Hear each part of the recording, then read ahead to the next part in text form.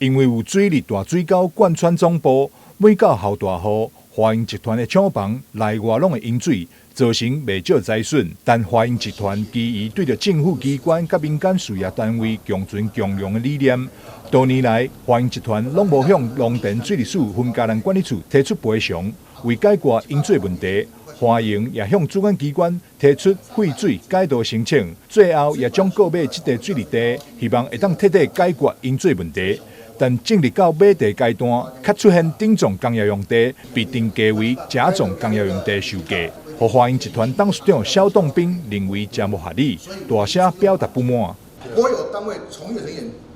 他的心态到底是服务百姓、地尽其力，检讨全国水利地和民间之间的连接程序，让它发挥地尽其力的所在。该排水的发挥真正排水功能，该积水的有农田灌溉之所需。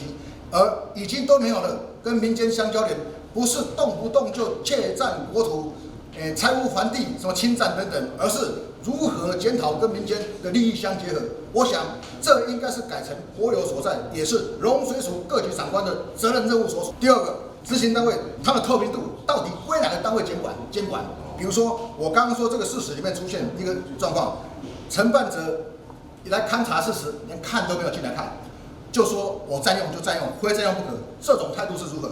第二个，6个专家考核，这里是丁种建筑工业用地繁躁的地方，他说是甲种工业用地就甲种工业用地，用6个专家花费数十万的代价。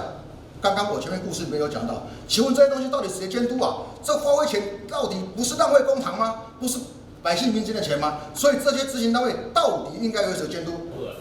对着华盈的诉求，农水署嘉南农田管理处表示，华盈案有组成查考小组，外聘的成员拢是专业估价师，有台南市政府地价科、不动产估价师、国产署委员等，是参考附近用地实价登录估价而来。记者张世伟采访报道。